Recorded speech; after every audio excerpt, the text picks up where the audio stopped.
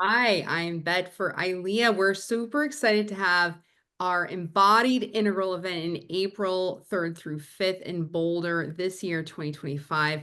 And as a sneak peek, we actually have T Polling coming here to talk about how to create we space where we can hear a lot of different ideas in an organized manner.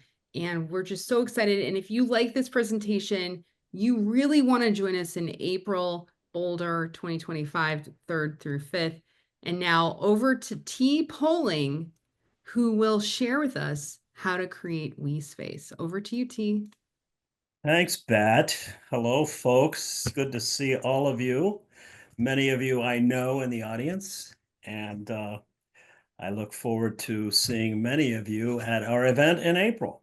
So some of you may know me. I've been associated with the Integral Leadership and Action Movement for many, many years and have quite a history with that organization. And as the name implies, it's important for us to bring integral into the world and be able to enact it in a way and embody it in a way that has some significant and positive impact in the world. And the topic that I'm going to cover tonight is no different in that I'm going to share with you creating WeSpace through the use of Bohmian Dialogue. And some of you may have heard of that, others may not have heard of it, may be a new concept for you, and hope to share it with you in a practical way, a way in which you can understand it, and a way in which you can embrace it, and a way in which you can take it forward in your own lives and in your own ways, because it's a tool that can be used in organizations of all kinds, businesses, educational institutions, nonprofits, philanthropies of all kinds, governmental agencies, perhaps needed there more than anywhere. But anyway, it's a tool that can be used in multiple venues, and I've had a lot of experience with it, and I hope to share some of that knowledge and experience with you today. So, dialogue. What are we talking about here? It's a tool intended to accomplish a number of things, but primarily, if I can share with you, let me see if I can do this easily. Bet, can I share my screen? Yeah, go ahead and try and let me know if it works.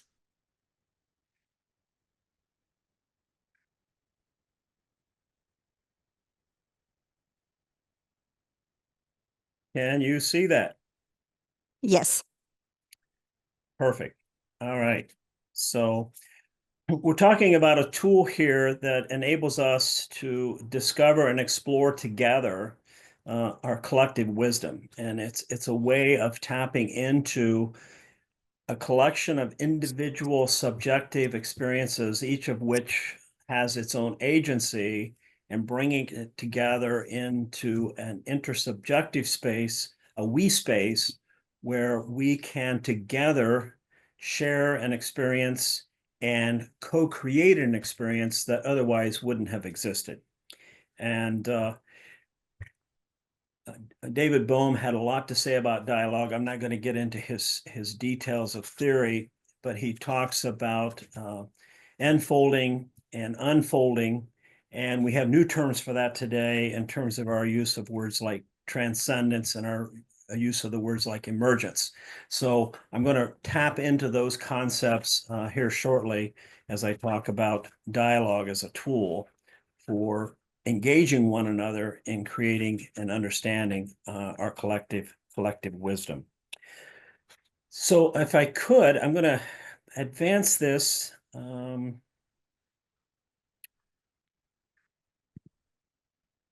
It'll allow me, yeah. So dialogue is intersubjective we space. Those of you that are familiar with the integral map are familiar with the four quadrants, and what I'm referring to here is the co-creation of the lower left quadrant, where we move from our individual subjective experiences in the upper left quadrant into the lower left quadrant, the intersubjective space, which is shared amongst many.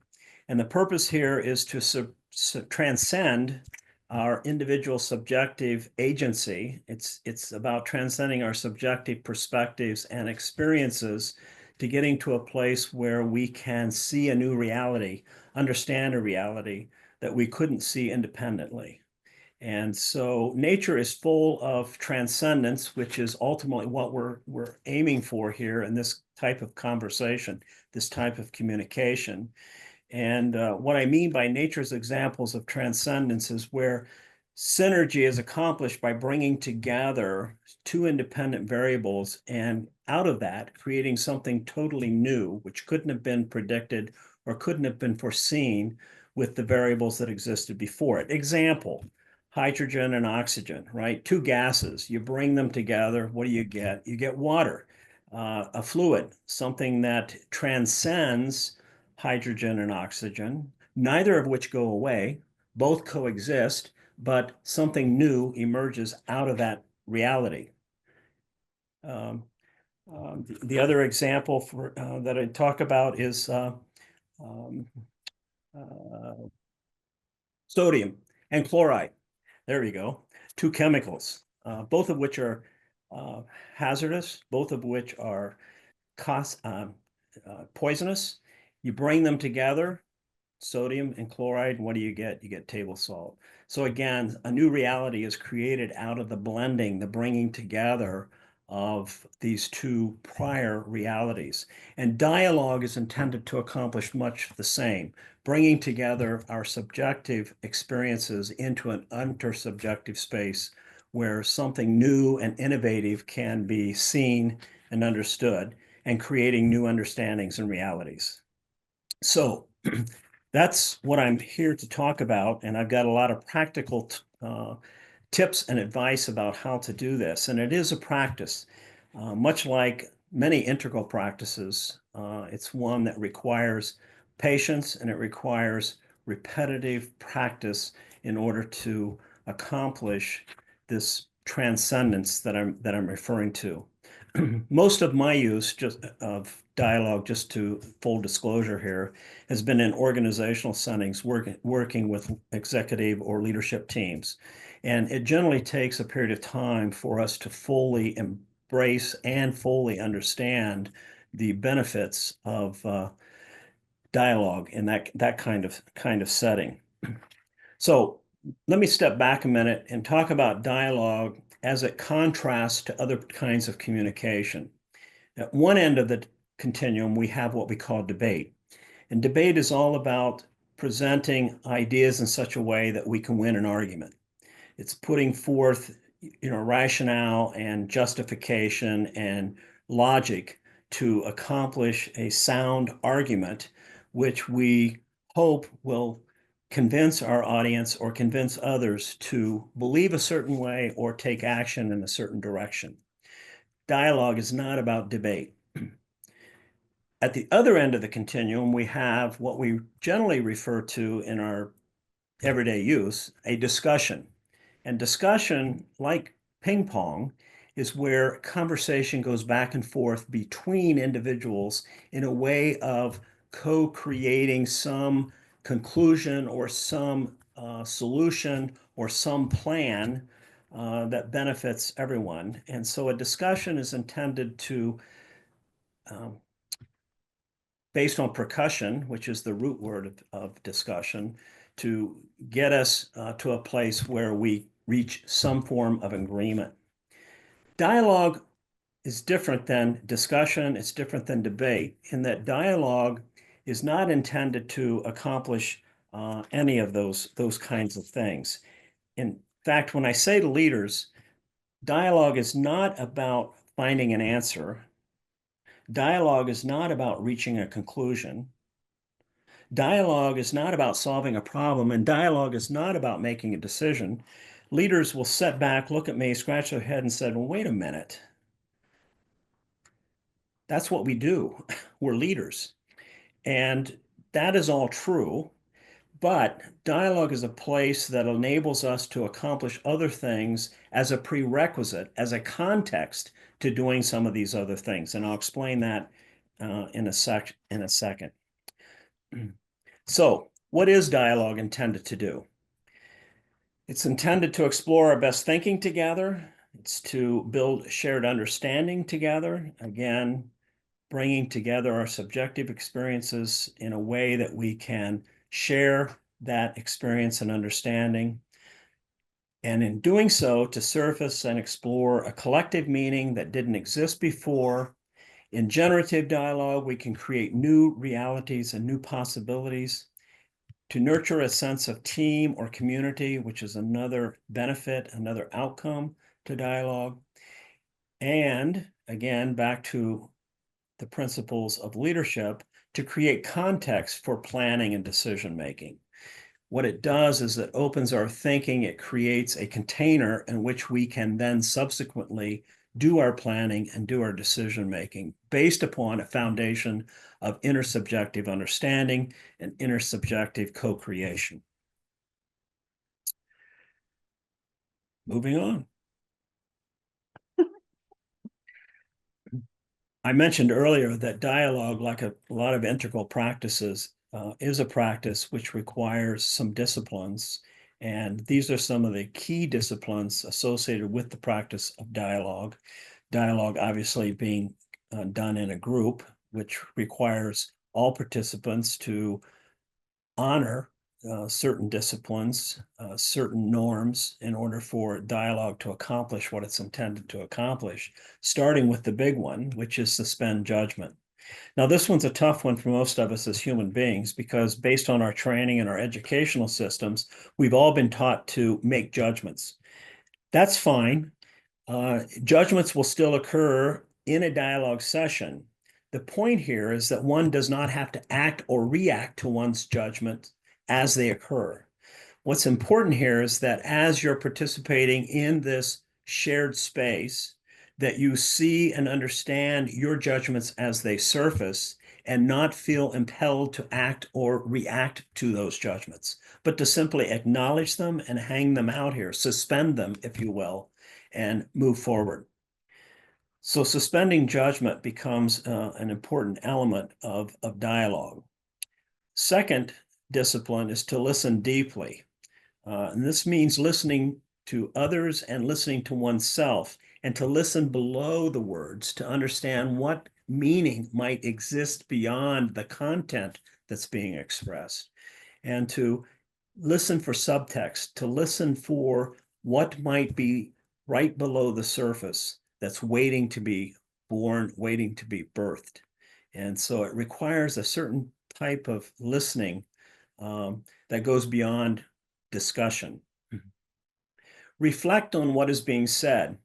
This is an opportunity to go beyond listening deeply, but to ponder and discern what is being said. Reflect on it and understand what implications it might have for the conversation going forward. Next one is an important one, is to test your own assumptions. You know, we generate thoughts, we generate beliefs, we generate things that we want to contribute. And what this dialogue requires us or asks us to do is to sit back and to ask ourselves, where did that belief come from? Where did that thought come from? Why am I having this particular emotional response to what's being said? So it's an opportunity for not only the group to share and to grow, but it's also an opportunity for individuals within the group to discipline themselves in understanding their own assumptions and what underlies their statements, what underlies their thoughts. Another important element here is to think both and, not either or. As ideas are being generated in the container of dialogue, you'll hear this, and then you'll hear that, and then you'll hear something else, and then you'll hear something that. And the point here is that we should listen to ideas being expressed and seek where there might be connections and opportunities to see a both and rather than an either or. So Jane said this, and Francis said that. Which is it? Wrong question. How might both be possible? how might Jane and Francis's ideas coexist in a way that we've not thought about before? And how might we be able to transcend hydrogen and oxygen? How might we be able to transcend sodium and chloride to achieve something greater? And it's through our ability to think both and that enables us to realize emergent meaning, which is the last point here. Because if we're doing this, we need to be able to listen for what is emerging in the conversation as we're talking.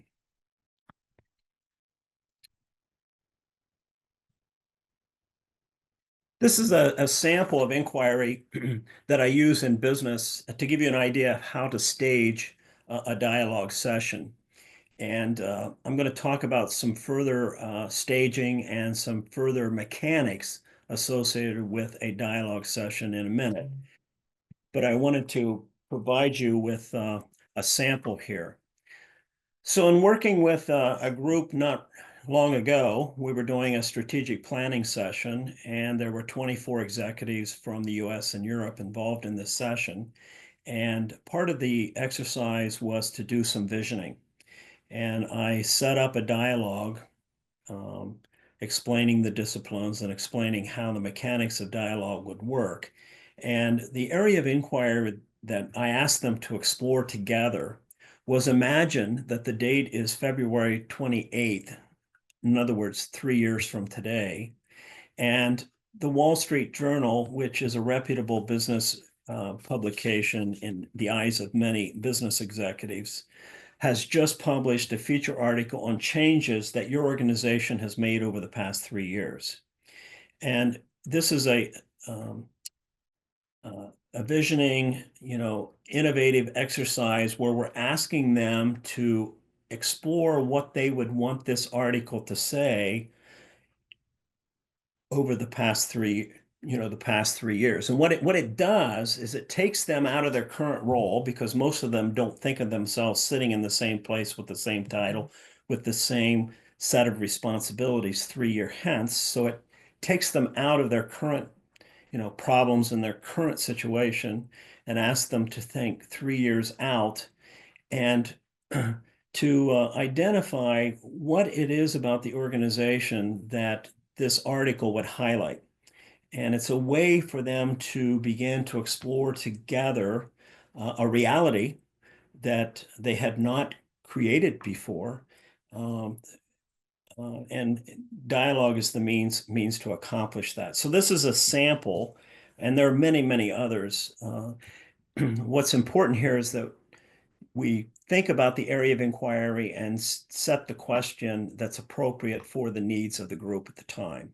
And the areas of inquiry can fall into two categories. They can be reflective inquiry, which means we're reflecting on a topic that has been a history, for example. What's true about our past? What key learnings have we achieved as a group over the past year? That would be an example of a reflective dialogue. Or it can be a generative dialogue like this one, which is an effort to co-create some new reality together. Both are appropriate for a dialogue, but one needs to be clear which of the two one is focused on at any particular time. So a couple of other things that I'll say, and then I'm going to stop and can allow a question or two from our audience. In terms of the setup, dialogue is conducted in a circle. So regardless if it's 4 people or if it's 250, placing people in a circle of chairs or a circle on the floor is important, because this is a conversation to the center of the circle.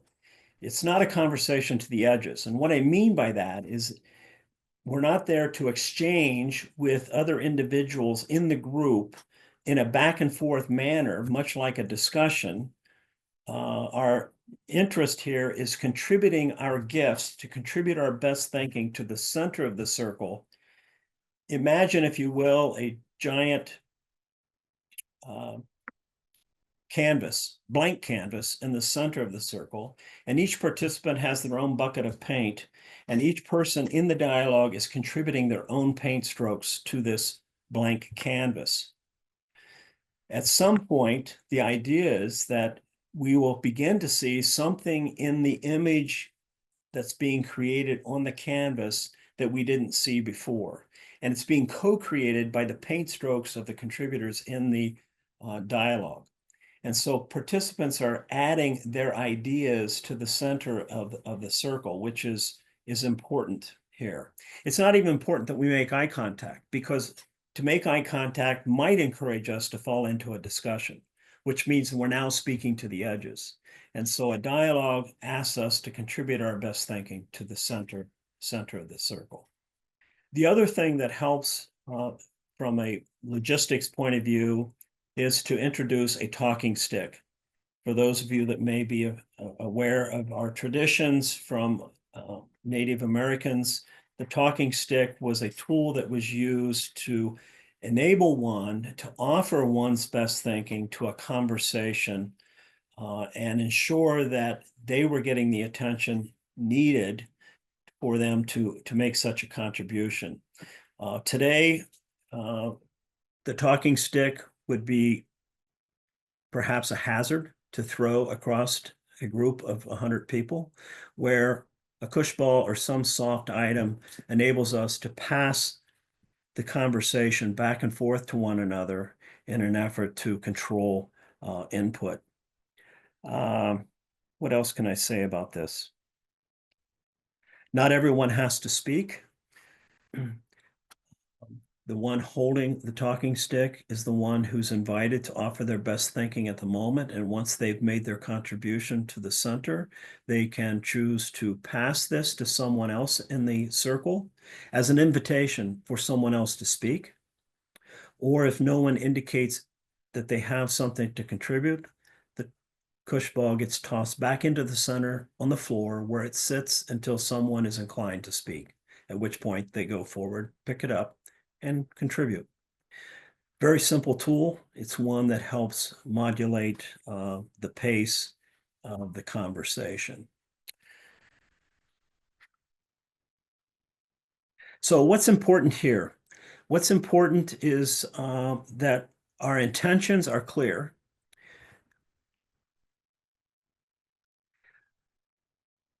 That we're really focused on co-creating something together, that we're interested in intersubjective space, not an opportunity for me to express my own agency and domineer in a conversation, but to join in with others as a way of creating mutual understanding, we space, for the benefit of the group and the organization that we serve.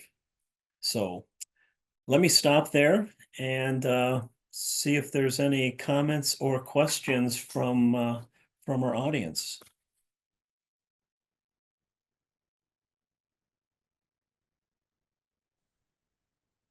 And T, if people have to drop and now, can you tell them where they can learn more about this and maybe even participate in it? Yeah, I was going to do that. So let me do that.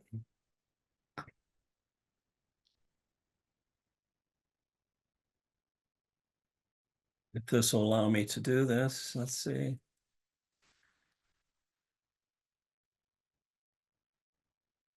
It's not letting me advance. Here we go. First of all, you might want to get a screenshot of this, folks, so that if you're interested in additional resources, there are resources out there that I highly recommend as a way of better understanding dialogue and the basis of dialogue. These are a few of many resources that are out there. The other thing that I want to offer to you is my personal contact information. Should you have other questions or other suggestions or other ideas, please feel free to contact me. I'll be happy to speak to you or write back to you in terms of any questions or comments that you might hold. That's great, T. And if people want to come and see T in person, he's going to be in Boulder from April 3rd to 5th.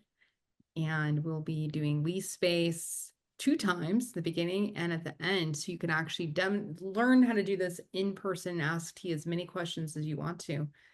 So that's that you can look at the description for items for more details. All right.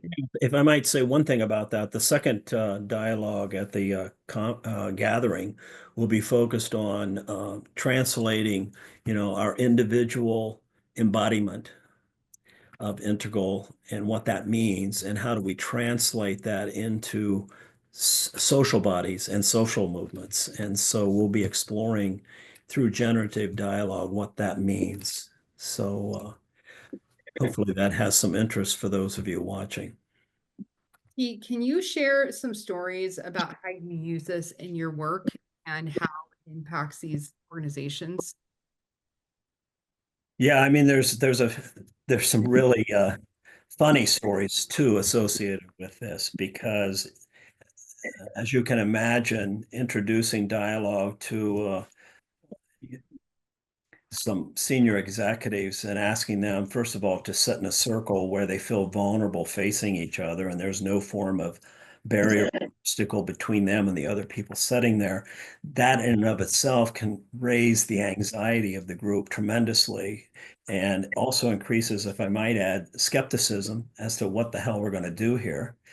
And so I get to talking about the fact that we're not here to make decisions. We're not here to solve problems. We're not here to reach any conclusions. And they all sort of look aghast and say, well, wait a minute. We're leaders. That's what we do.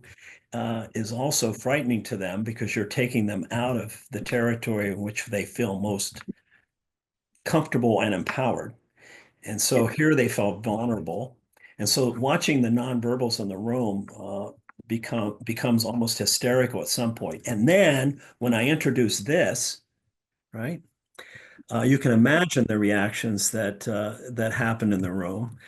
Executives are like, "We're going to do what?" Now here's the interesting thing about this. They resisted at first.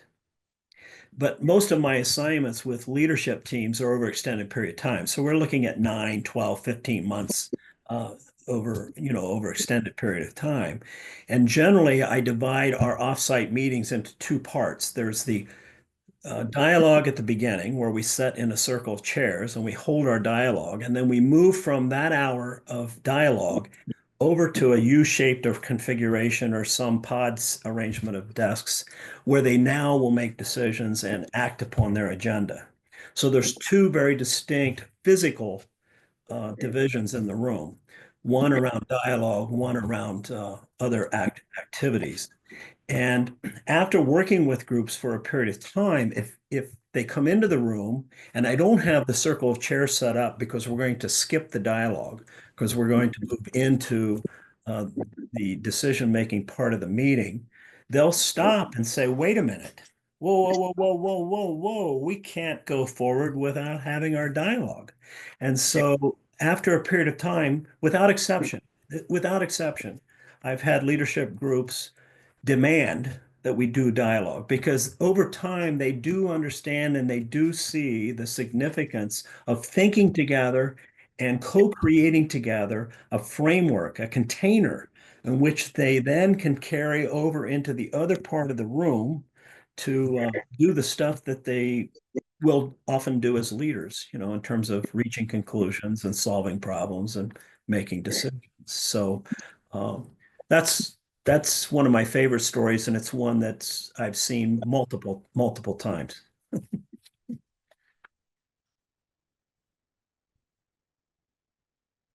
Yep. Yes, Dan. Hey, T. Yeah, one of the diagrams that I was starting to use very early on that I attributed to you in our little paper because it came from you was this quadrant of concern for people versus concern for the idea. And it was a way to look at um, where individuals are coming from, basically on a two-question test that's both internal as well as how much you want to share that. Yeah. And you came up with, I think you attributed it to a link in the Menno link. I think it was, yeah, but it's no longer there. So I'm wondering if you have that. But I really like it because it puts compromising in the middle where everybody gives up something rather than the co-creative process that you just went through, where you have both concern for the idea, which is whatever problem you're trying to address or solve, versus as well as concern for the people and their alternative perspectives on that whatever the problem is that you're addressing. And yeah, I Thanks. really Thanks for remembering that. I mean, that's pretty amazing.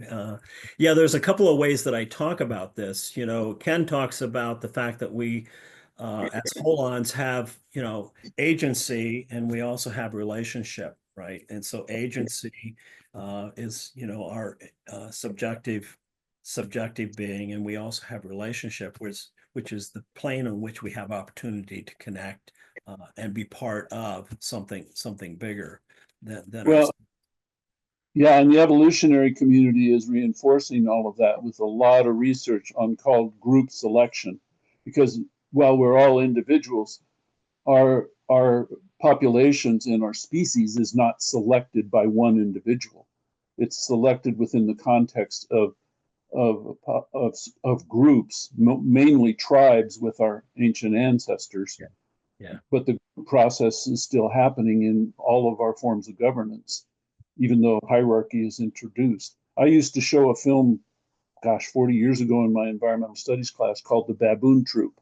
And it was basically the basics of dominance hierarchies and how they are selected for, because the group has selective advantage when three baboons get in between the group of mainly women and children and subadult males and the tiger or the predatory threat, because one baboon can't take on a tiger but three can. And so there's this whole evolutionary process that's related to group process. And dominance hierarchies are selected for within the group because it protects the group. But between group selection is more about the synergy or the symbiosis between various populations where they benefit from cooperating rather than competing. And that's being used in consciousness evolution. I Yeah. thought recently that we only had, that our development recapitulated evolution. It turns out in consciousness, we evolve as individuals based on our community.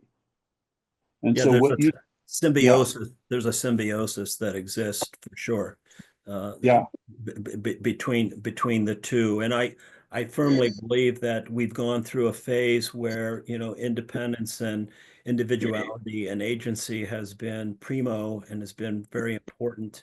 I think we're well into a new age, which requires a whole new level of collaboration, a whole new level of um, relationship that maybe we haven't experienced for some time, and that's what's going to propel us forward as a species developmentally.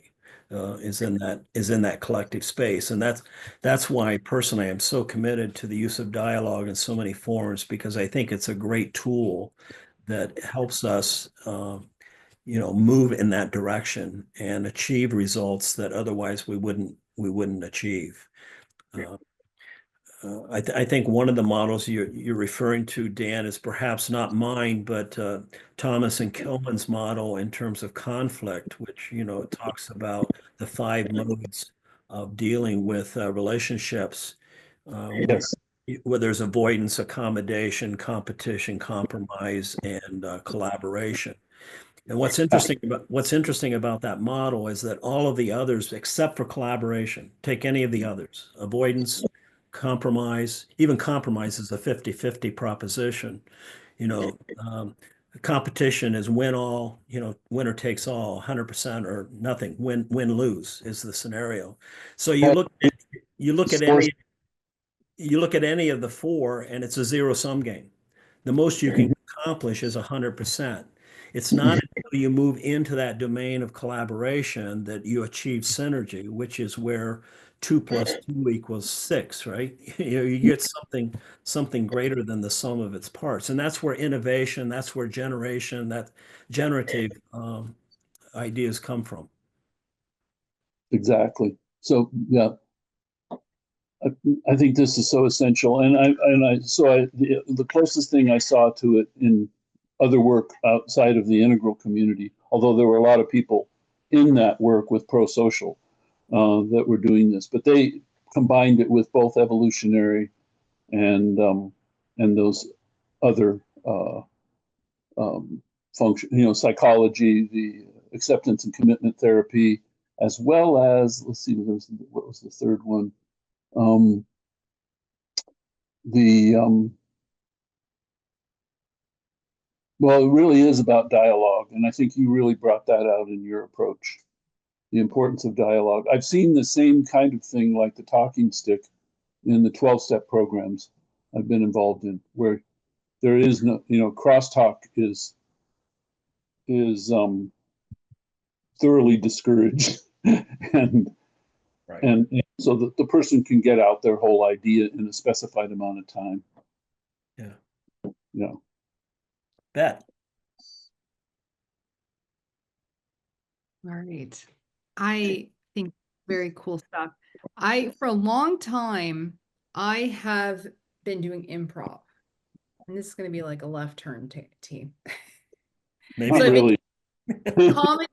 comedy improv, and I teach it in the corporate setting to try to get people to open their minds and just warm up their brain as an icebreaker. And I do find that new people who haven't done improv before are, they do get locked in, and they're like judgy, and they're like, oh, we can't do that. And like in a scene, they'll start being like, no, they'll bring in conflict when it's like, you should be doing yes and not no but, especially since we're all just making this up. But one thing that I've discussed with friends who've done improv with me for many years is it's really limited as far as how do you apply it to the workplace. So I really think that this we space, but I was looking at your rules. These are improv rules. But at the end Mhm. of it, like I love that Wall Street Journal. I think that's what the paper was. That question really frames it instead of like, let's just make a funny scene about squirrels, right?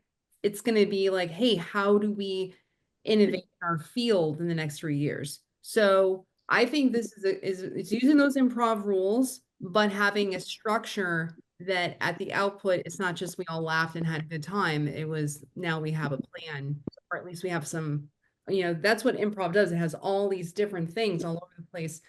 Usually you just laugh at and then you leave and there's nothing else. But so anyways, I just want to see what you think about that idea of comedy improv as sort of having the same rules as you were more serious, but hopefully Well, use. I think it's to value the give and take and the generative nature of improv, which enables the group to tell a story that hasn't been told before.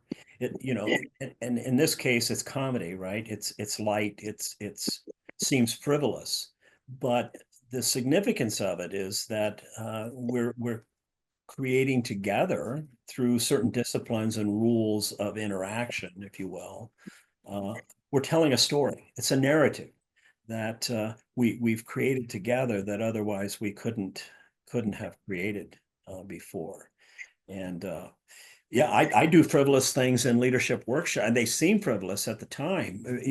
I'll put groups at a table and I'll give them two weird things, a whisk, for example, a kitchen whisk, together with uh,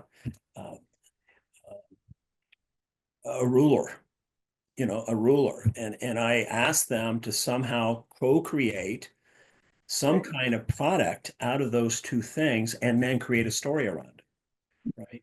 And again, it's a way of demonstrating how through our own agency and our own subjective experience, when brought together with those of others, we can transcend the parts and create something new. And that's really what organizations want to do at a very basic level anyway, right? But they have a problem with it sometimes. So it may be around humor and it may seem frivolous, but I think it serves an important social function. Very nice. All right, let's look.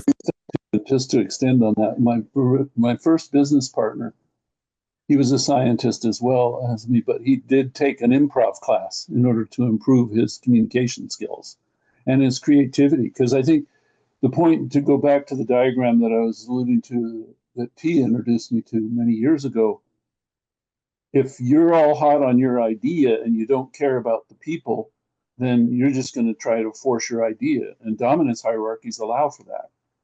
Whereas if you care about the people and you care about the fact that the problem doesn't have a solution now, you know, the collaboration and the synergy has to come through a co-creative process. So you get a third idea that two of you didn't come into that process, or the group didn't come into that process with. Yeah. And so you go into that metaphorical, playful, poetic space, but you can come out with something measurable. And in my way of thinking, especially when I was teaching science, I was trying to make the distinction between metaphor and model, because metaphoric space is very playful. But the problem is if you try to turn one of those solutions into a model, it may or may not work. Yeah. And you have to experiment with it. And that's what an experiment is for, is to determine the workability of a concept that you have, mainly a hypothesis. And you're always to disenfranchise or prove your hypothesis wrong. And if you keep doing it and it doesn't prove it wrong, you're kind of can work into a theory. Unfortunately, people think that if I have an idea, that's a theory, and that's not the case. It's just a story that you made up, you know. So I've got a lot of those. And I want to get to Karen's question, but you reminded me of another very quick story example to your question, Pat. Organization study. I'd done a lot of post-acquisition merger and integration work in terms of assimilating cultures of two organizations that have recently, come together. And it's as Dan, you were saying, there's competition. Oh, is it going to be culture A? Is it going to be culture B? And through dialogue over time, what they begin to realize is that it's not about A or B. It's about how do we create C? How do we create culture C, which is the third entity that didn't exist before? And that's one of the functions of dialogue. So anyway, Karen, you have a question. More like a rambling comment. This is thrilling. I'm a cultural historian, so I'm going to take this like that. I'm going to take this off at a right angle. I've always been fascinated by the big picture and what you have been saying about evolution, that we started out as simians, whatever our baboon-like non-human predecessors were like. The competition, collaboration, the agency and communion, how we evolved with these quote dominance hierarchies. But the ones that were evolutionary successful were collectives, because if you have, and we can see it today, if you have just one big bully who dominates by being bigger and meaner than everybody, that tribe is in the long run is not going to thrive. The tribe that is going to thrive is with a leader who builds collaborative teams. I mean, she. I mean, in bonobos, I love bonobos. I think it is very hopeful that we are as closely related to bonobos as we are to chimpanzees. I mean, the bonobos, the women run everything, everybody gets fed, everybody gets laid, and there's a lot less violence. So we're kind of a blend of both. But there is a dominance hierarchy in bonobos also. And it's collaborative. It's building teams. And so this is in our deep biological hardwiring, so to speak. And now we as human beings have developed these rational discursive intellects.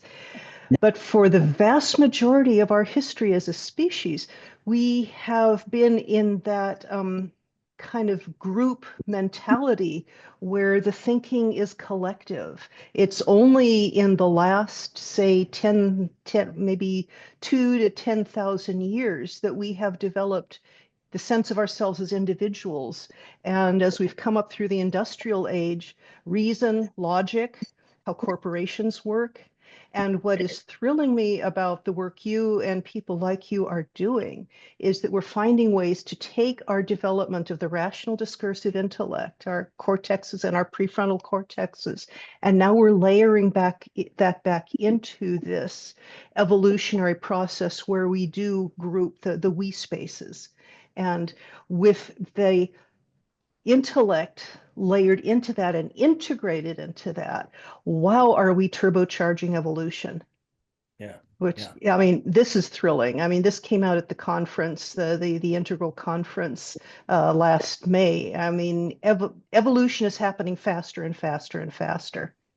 And the kinds of syntheses that you people are developing is what's going to enable us to pull off the next new emergent order of complexity on this planet that is going to be sustainable. It is going to weave in all of the elements that we need for a healthy planet, healthy societies, and the spirituality is a part of it too. But what I see you doing is reconnecting the older layers of our being, our biological and emotional and impulsive layers with our more recent layers back into something that is healthy and sustainable. So I'm thrilled. I'm pumped. Me too. Yeah, one of the comments in the pro-social evolutionary world is that, people, what environments have humans adapted to? We've adapted to everything from, the North Pole to, the jungles and everything in between. What do we really adapt to? What they're saying now is we adapt to each other. Yes. We've learned how to adapt to humans.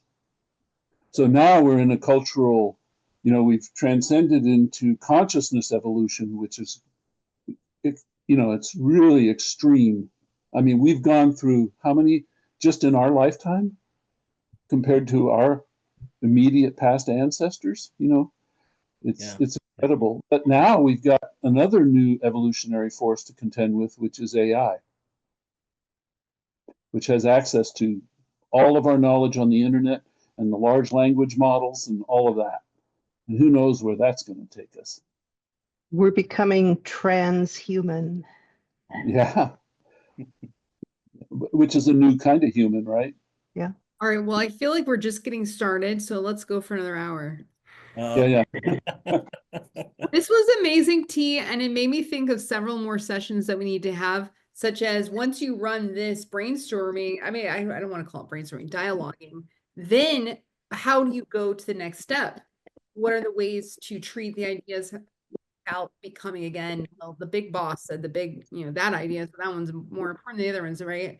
There's a lot of probably, and T, I don't want you to answer that right now. I'm just saying, let's do it on another one. And then also Dan was bringing up a lot about prototyping. And as a software person, agile comes to mind. So I think there's more things, maybe we can even do like a full life cycle of how do you do innovation with all these different things coming at us. And that will be in the future. And I also heard T and Dan talk about Thomas and Kilman and the conflict identities that we all have that people aren't aware of. Oh, what is your preferred style in conflict? Do you compete? Do you fight? Do you avoid? I mean, so I think this is something that very few people are aware of. There's a lot of research around it. And as far as I'm concerned, every time we point something out, then people have that much more that they can work with in their own self-awareness. Maybe people who are on this discussion can email me links to books or, things that people can read. And hopefully this will start a revolution, and I'm hoping everyone's going to come out to the Embodied event. But we have these support pods every month. So please come here, be part of the community. Any last words, T? Otherwise, we're going to go for another hour. So last words. No, I'm anxious to do a dialogue with bonobos, though. He teaches a lot. I can teach us a I'm lot. I'm kidding.